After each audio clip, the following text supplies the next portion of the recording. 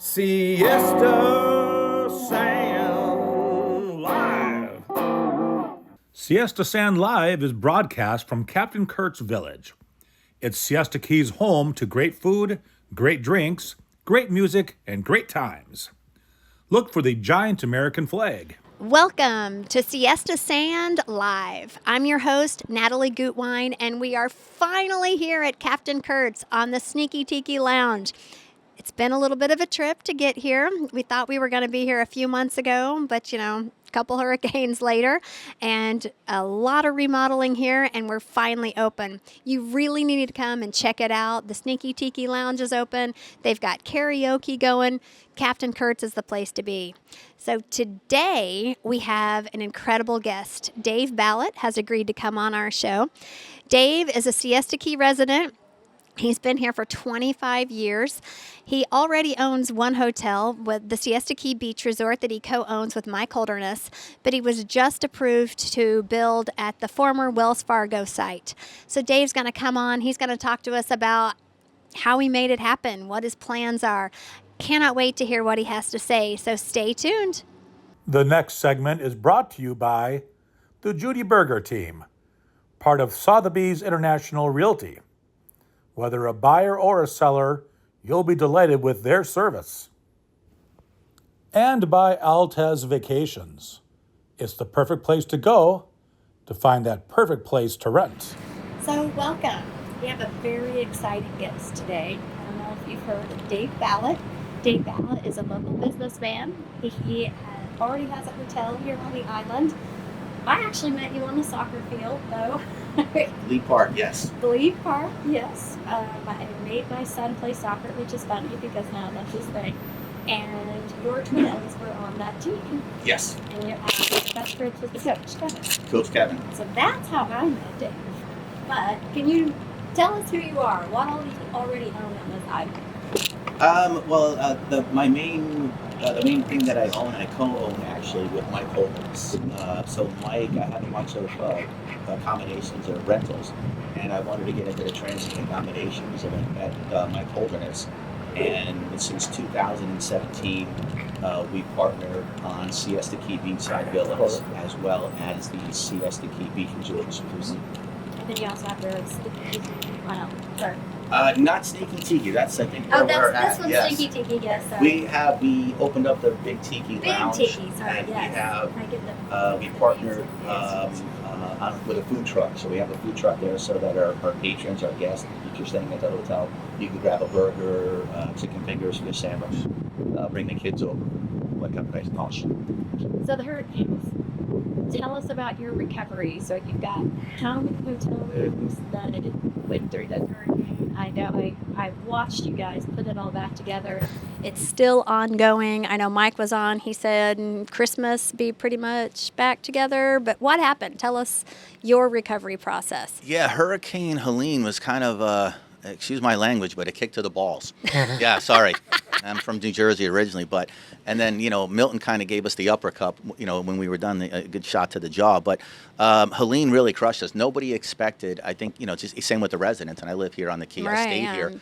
No one expected to have such a strong storm surge. We never expected to have water in the rooms, even to the extent that we were, maybe an inch or two, but we ended up taking almost 2 foot in a lot of the rooms. Wow. So, and it was disgusting. Helene, I don't know if anybody was here, Helene brought in, I think it emptied out the sewer system and emptied that. We had like a sludge and a mud that was throughout, whether the tiki, all the chairs floated away, the rooms had it, and it was pretty much dangerous for the staff. They were all there. We had a great team come and help us out, but we had to basically shovel everything out, power wash it, and then we could remove all the furniture.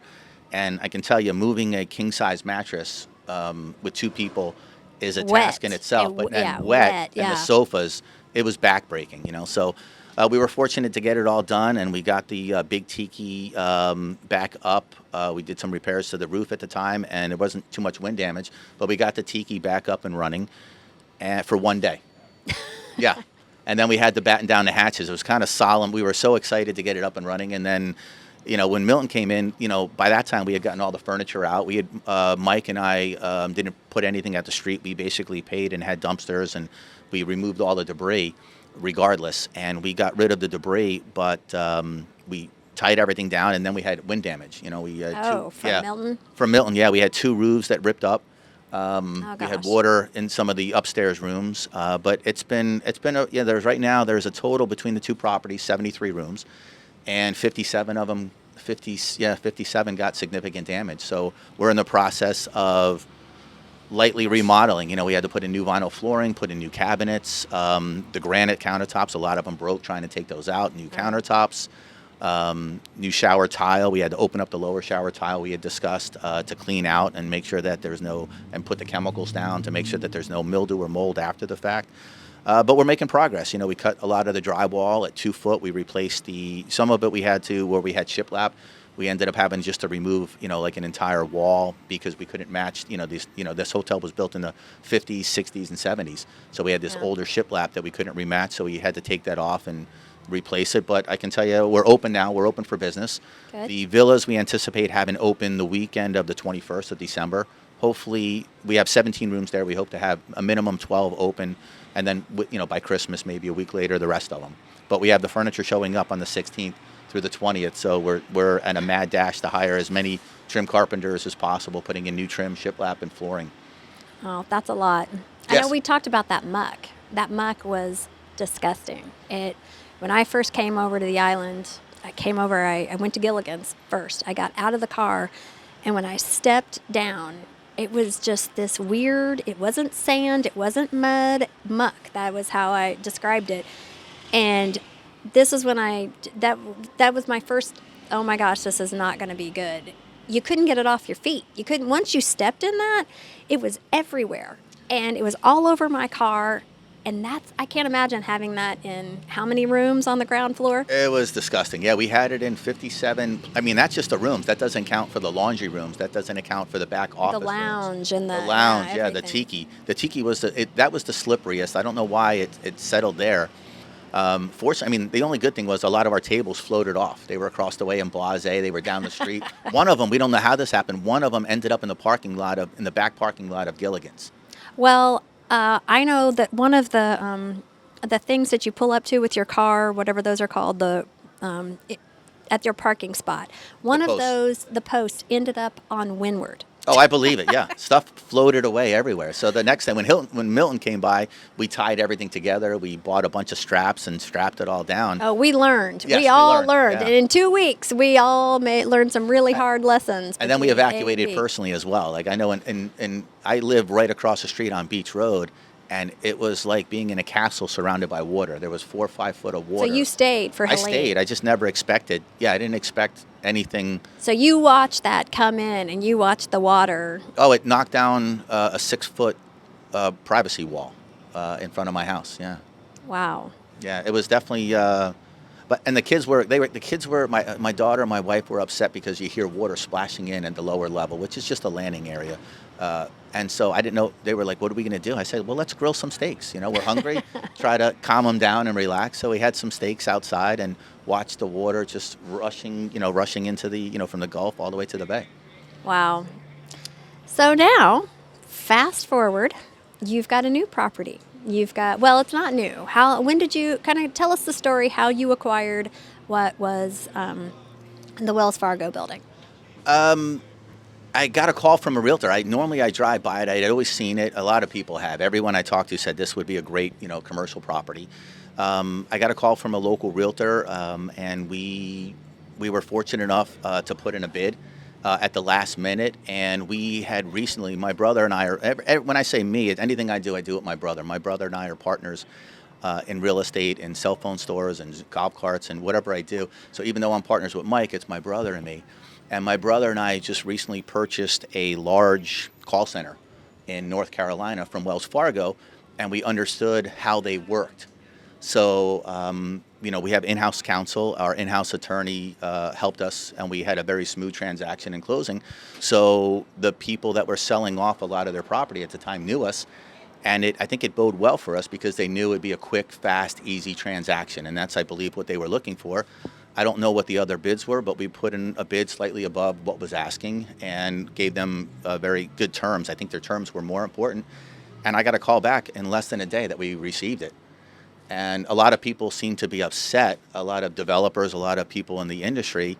I think more so because they were used to being able to, like you're in real estate, you I understand. am, right. You, It's a you lot of get it. times it's about the terms. The money's important, but the terms are a lot of what gets you to the finish line. And that's what we knew. So we had just previous experience, plus we banked with them, and we didn't have to show proof of funds because they knew it. They knew it. They They could open knew it it. up. They had it in there. So we were very fortunate. I didn't know at the time what we were going to do with it. I knew I had Zoom Around is another business that my brother and I started.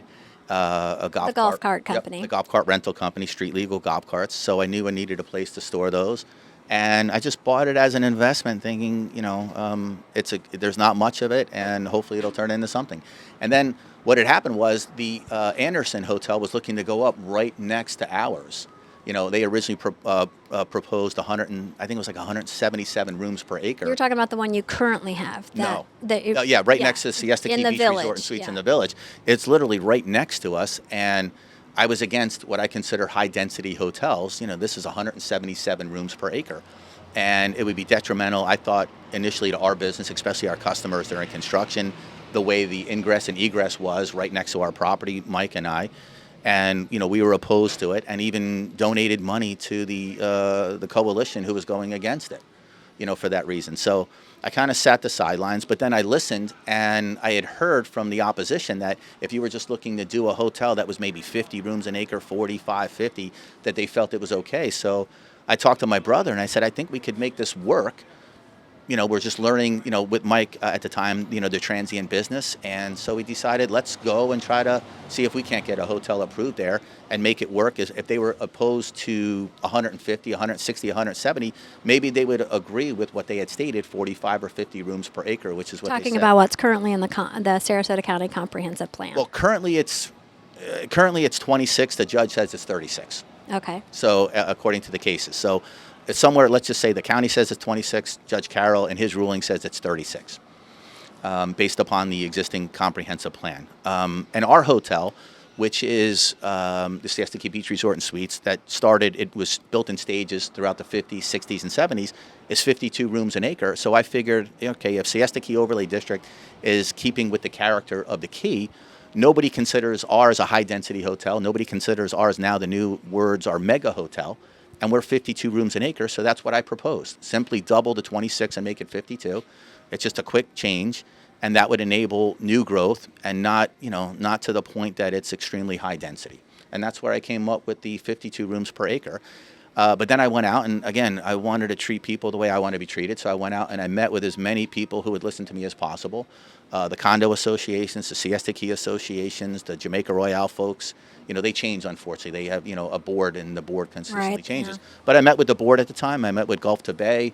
I probably met with like 8 or 9 different... You were on a tour, yeah. I was on a tour, yeah. And I wanted input. And I got some very valuable input, and I made several changes to the plan based upon the input that I had. I realized that it was extremely important to have a banquet room or a room where people could meet. So the hotel, it's not, although it's 100, right now it's at 112 rooms, and that's what it'll be built as, hopefully. But it has a room so we can have a wedding there, a smaller wedding, say 100 people. We'll have a place for Siesta Key Association if they have 25 people, 30 people, and they want to hold a meeting there. If somebody wants a Sweet 16, a reunion, a bar mitzvah, bat mitzvah, birthday parties, you name it, we have the ability to have that up for 100 people. So I heard that was very important. I heard parking was very important. Right. Having a restaurant, and I didn't realize that in the beginning. I don't want to really get in the restaurant business, and that's not my intention. But I realized that we're sitting there, and there's no village in walking distance. There's no Southbridge district, so it's important to have something for people to eat. So we plan on having like a small bagel shop, like a grab and go we had discussed downstairs. So in the morning, if they just want to get something grab and go, a bagel and cream cheese, bacon, egg, and cheese, they can do that. In the lunch, we have a poolside, food and beverage area. A lot of people like to call it a rooftop. Let me just be clear, there is no rooftop bar. There is on the third floor, which is the pool deck, will be an outdoor food and beverage area, just like the Tiki, where, if you're there with your family and you want to go and have the kids grab, a virgin daiquiri, they can have it. A milkshake, and grab a burger and fries. So will you be able to watch, because it's one of the complaints I hear a lot when people come to visit and they say, I want to go have a drink on the beach. I'm like, well, Good luck with that, yeah. surprisingly, there's no options on that. So do you think people are going to be able to watch sunset from the bar, the I mean, I pool think from area? the pool deck area, it's a courtyard style. I went to DSGG Architects, Mark Sultana, and I'd worked with Mark, and Mark's a friend of mine. And we discussed a courtyard. It was Mark's idea, a courtyard, because I wanted to be a good neighbor. I wanted to keep the focus on the inside of the pool and not have people looking outward. So although it's a more expensive, it's a more antiquated look, we also wanted something that, my thought was, I want something that, if we're going to build, I want it to be consistent with the character of Siesta Key. And I wanted it to be timeless, so you didn't know, almost like the old hotels that are down by the airport when you're driving down North Tamiami Trail. I wanted it to be like something that if you saw it, you didn't know if it was brand new or had been here for 50 years. Oh. I didn't want it to be out of place. So we came up with a 1960s inspired modern hotel, and it's going to be called the Hotel Siesta. We've got the name, got the website, and that's the plan, to have an independently owned, non-flagged hotel, much like Siesta Key Beach Resort and the beachside villas that, again, we co-own with Mike, and try to make it a family-friendly environment, and not, Siesta Key is more of a, in my opinion, more of a, sneakers, flip-flops. Right. That's the way we're trying to keep it, at least. Tank tops, yeah, and not a more of a formal, true, eclectic style hotel. Well, we're going to take a short break, and we're going to come back, and I'm going to ask you about the tree. No problem. The following segment is brought to you by Beach Bazaar, located in the heart of Siesta Village. Everything for the beach, and we do mean everything. And by FAM Development, the area's best in custom-built homes. Start living your dream on and around Siesta Key. So we're back with Dave Balot, and we're talking about his new proposed hotel.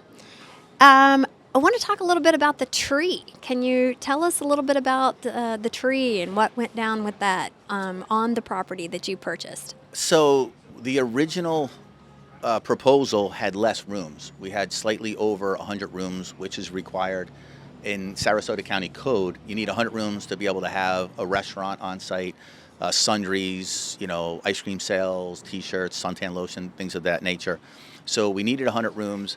And when we originally went through, the county had yet to opine on, I had asked to remove the tree. The county views it as a grand tree, but it's really not one tree. It's two trees that grew. Is it an oak? It's a live oak, and it's now, we've trimmed it up. It's pretty, but it's not one of those beautiful tall trunks. It's two trees that kind of grew together sideways.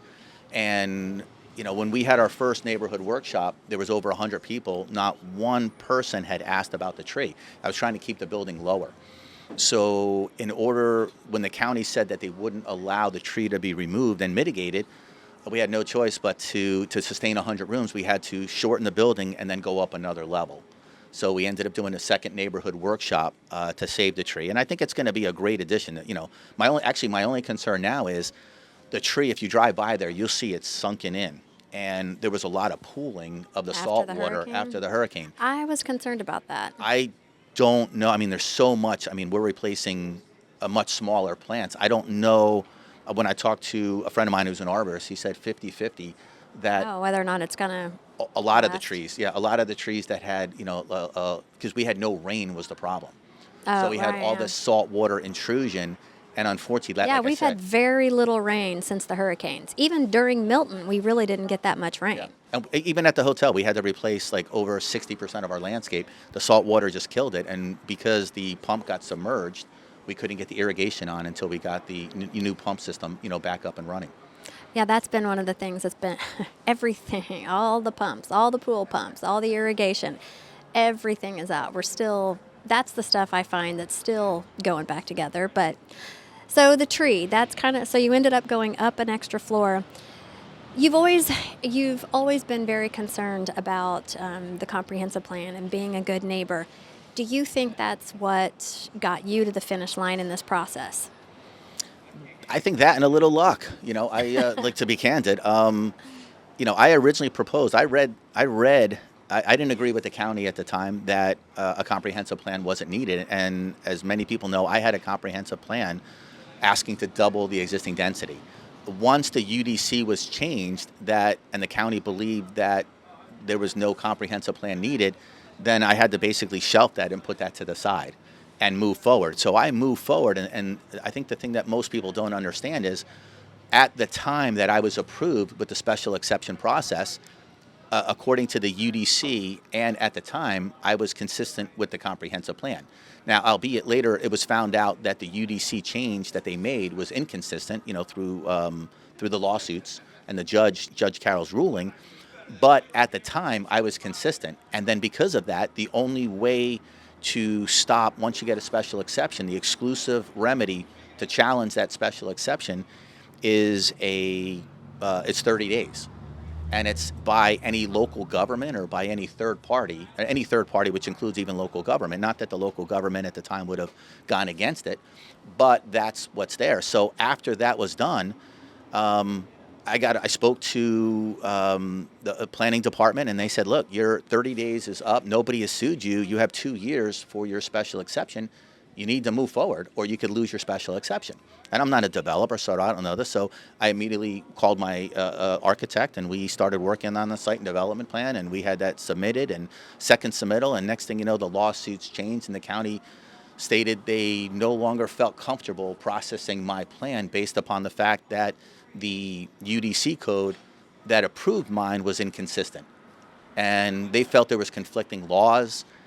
My attorneys and I didn't, we felt, and we were fortunate enough to, we filed an action. And the action we filed wasn't a lawsuit. It was basically, it's a declaratory judgment. And basically, it's really simple. We're not looking for anything monetarily. We didn't, I'm not asking the county for fees. I'm not asking the county for costs. I just wanted to know, Judge, we interpret the rules to say that we can move forward, that the exclusive, remedy was a 30-day challenge, and the county thinks that's not the case. They're citing to this section of law. We're citing to the section of law. Who's right and who's wrong? And we were fortunate within 8 days, Judge Carroll agreed with our side and issued a motion for summary judgment, which pretty much ended it right there.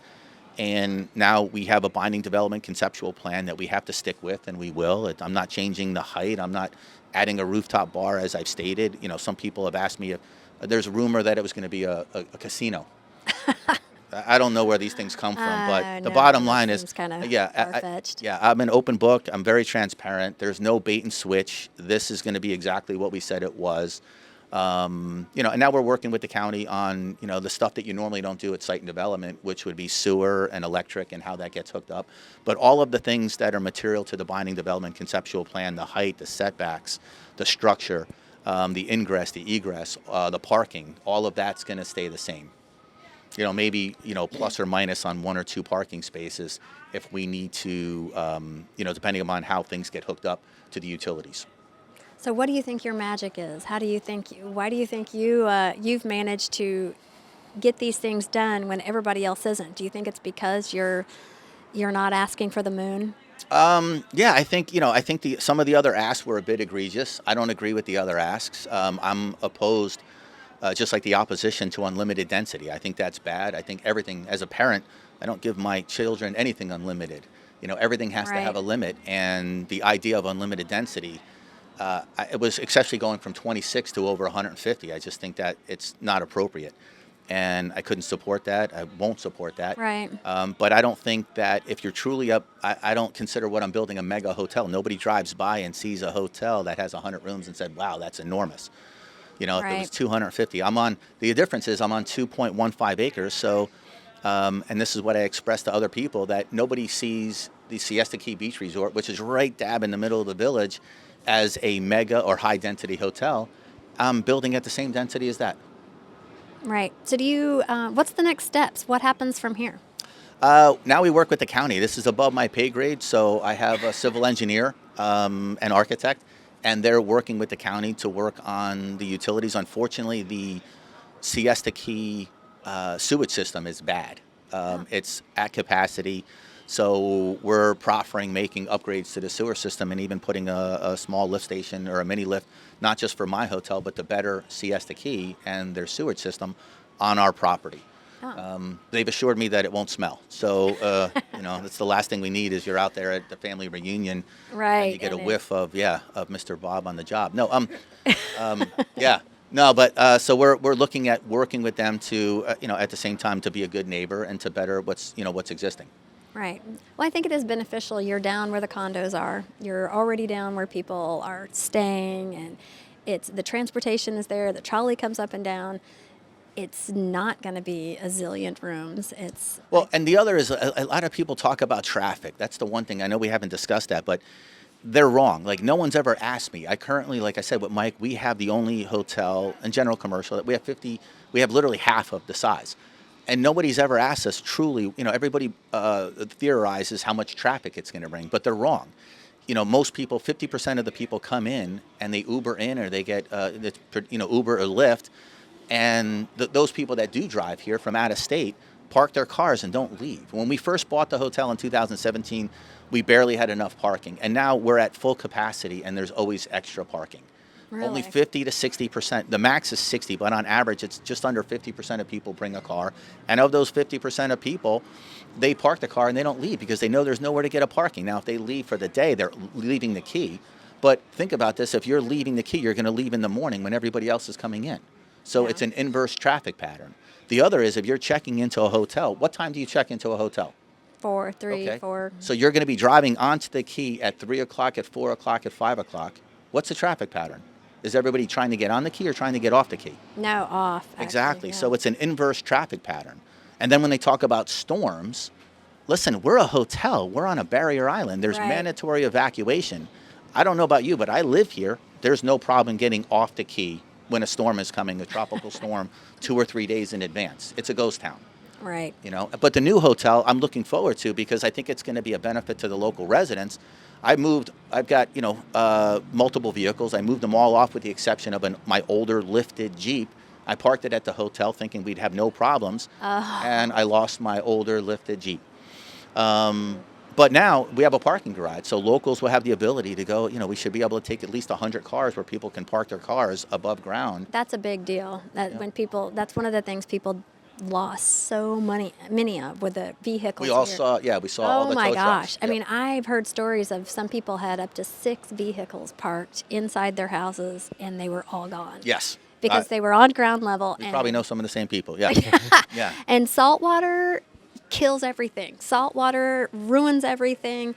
I mean, I've lived out here for years before this, and saltwater eats away at stuff. But then when this came in, if saltwater touched it, it's done. And that's, like I said, that's why I'm concerned for not just our grand tree, but oak trees all over. They've all dropped their leaves, and we'll see what happens in the springtime. Yeah, that's what I lost a lot of during Milton was a lot. I mean, I live in Siesta Woods. We're known for the woods. Well, it's half wooded from what it was after Milton. Yeah, Thankfully, nothing landed everywhere on the house, but I lost about half of my oaks, and I'm in the same place, just wondering what's going to happen, if it's going to come back.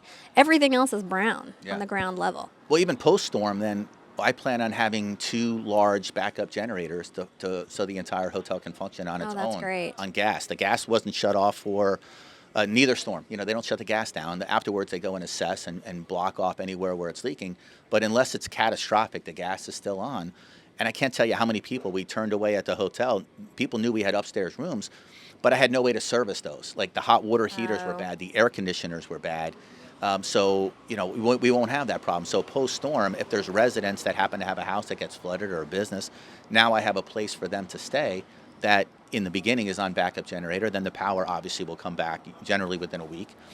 But I just think it's going to be a benefit to Siesta. It's truly transient accommodations where, just like what we have now at the Siesta Key Beach Resort, where there's no 5-day minimum stay or 7-day minimum stay to stay at a condo. Right. Where, if you want to go visit grandma and grandpa that live in the neighboring community, you can go there for a Friday and Saturday night and then, stay there, have a place to stay, and, everyone's got a bed and there's a pool.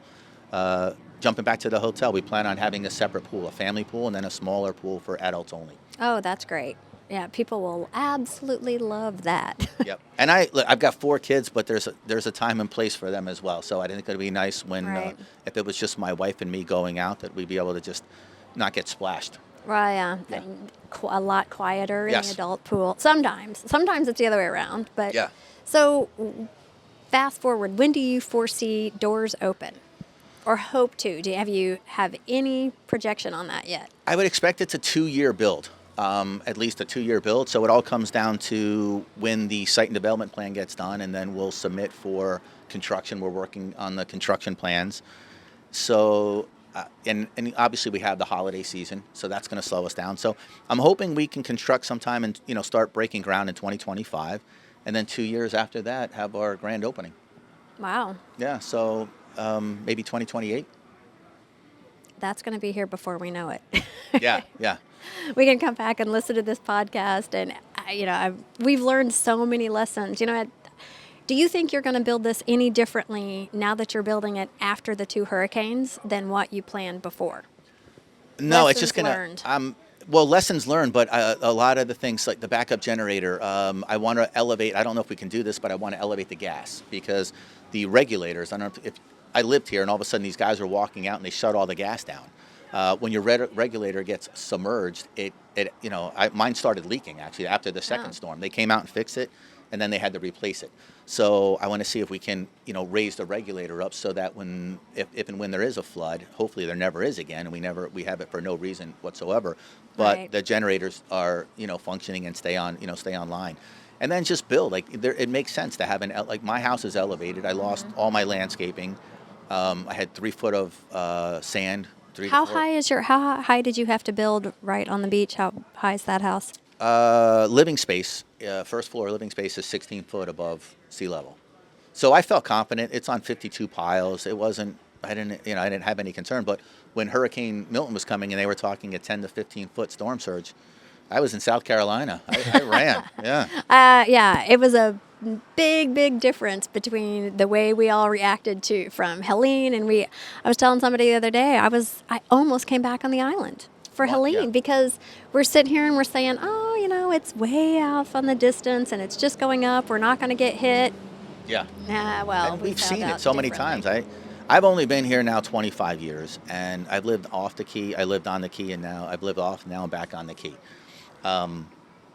But after seeing what the storm surge can do, if there's a potential for that, and the part that I'm not worried about the new construction. That the Right. construction that the county requires of you it's there for a reason, and a lot of it, some things I don't agree with, but for the vast majority, I think they do a great job at making sure that what you build can withstand a new storm. Right, I agree. Yep. But from a safety standpoint, it's not smart to stay there. Because God forbid somebody slips and falls and has a huge gash or laceration and they're bleeding, you can't Right. go anywhere. No. And that's the stupid part. So I won't do that again.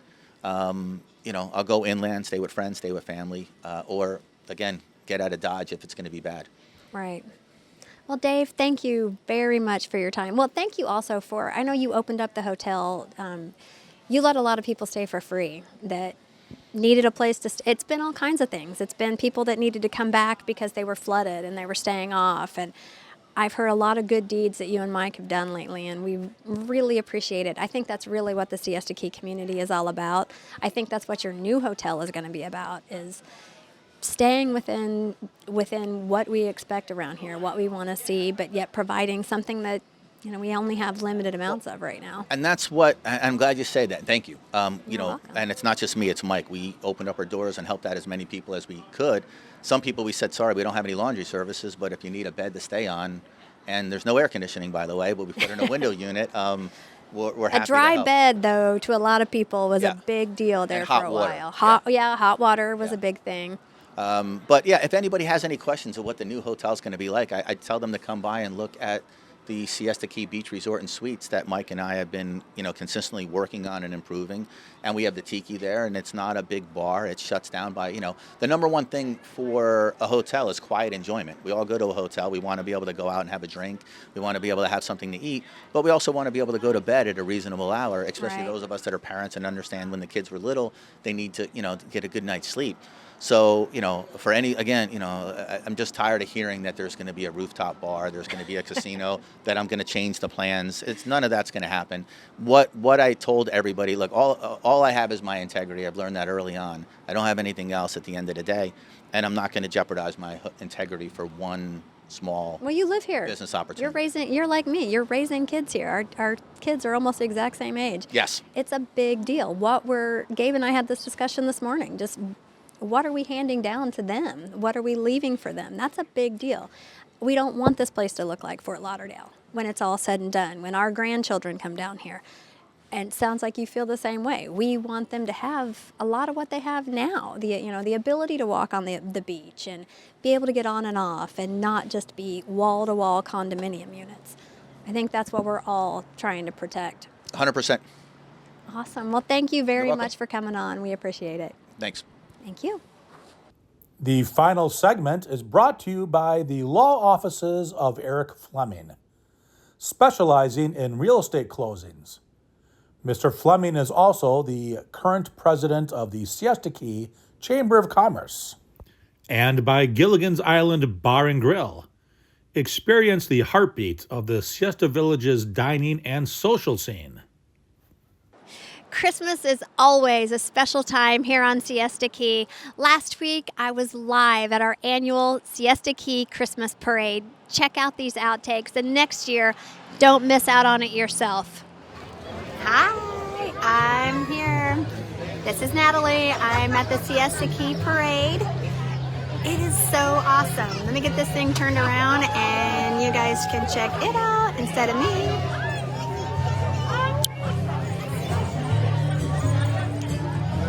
There's Izzy, Grayson, Cassie, say hi, we're live.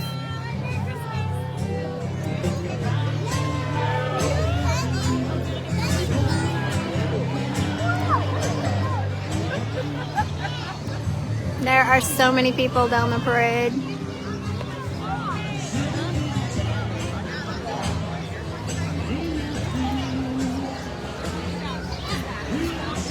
Let's see, who is this?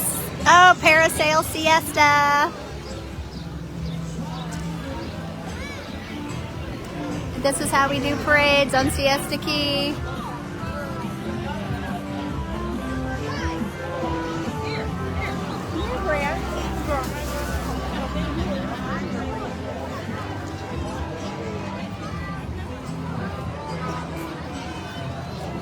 So many people on the parade route. Oh my gosh, there's the Grinch.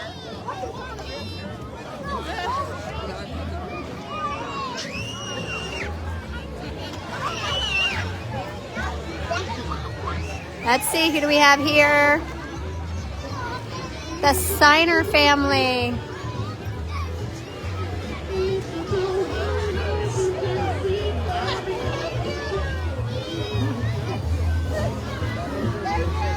Oh, here we go. Here's another one. Snowman and a surfboard. Zoom around golf cart riddles.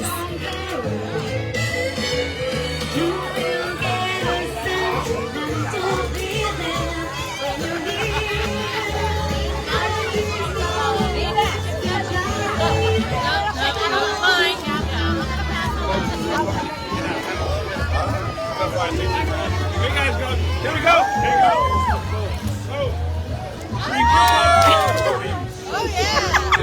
You're on video. Sorry. You've got me on video. How are you? Good to see you. Thanks for being here. You're welcome.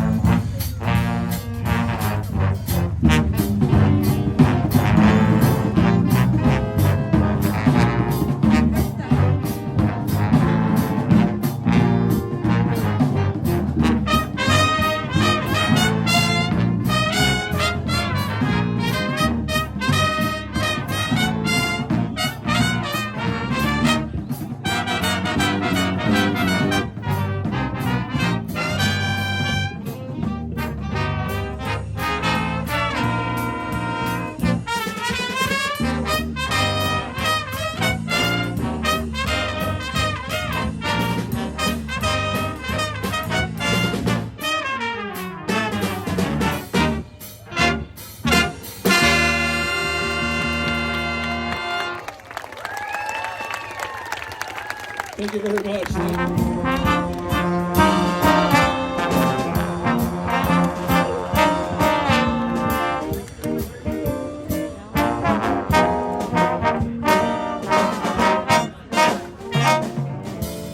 I'm dreaming of a white Christmas, just like the ones I used to know, where the treetops glisten and children listen to hear sleigh bells in the snow.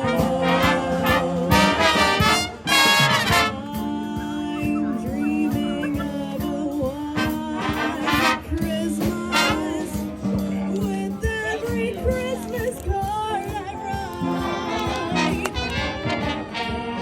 Days be merry and bright, and may all your Christmases go white.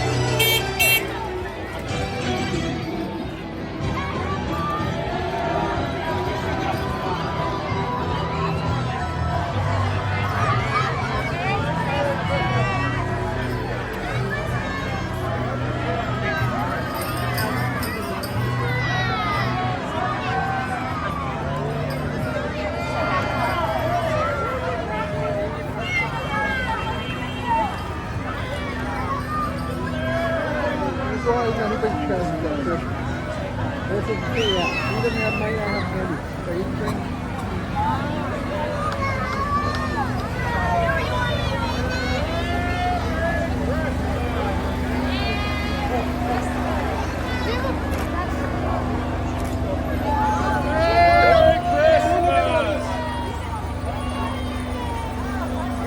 Ho, ho, ho! Merry Christmas!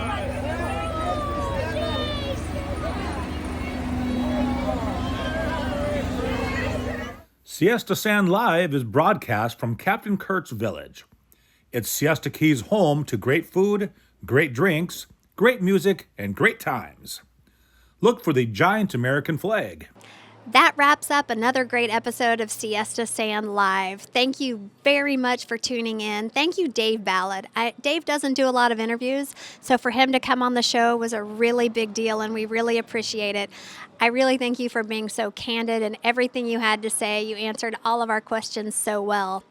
So stay tuned. Next week, we'll have another mover and shaker on the podcast. So stay sunny, Siesta.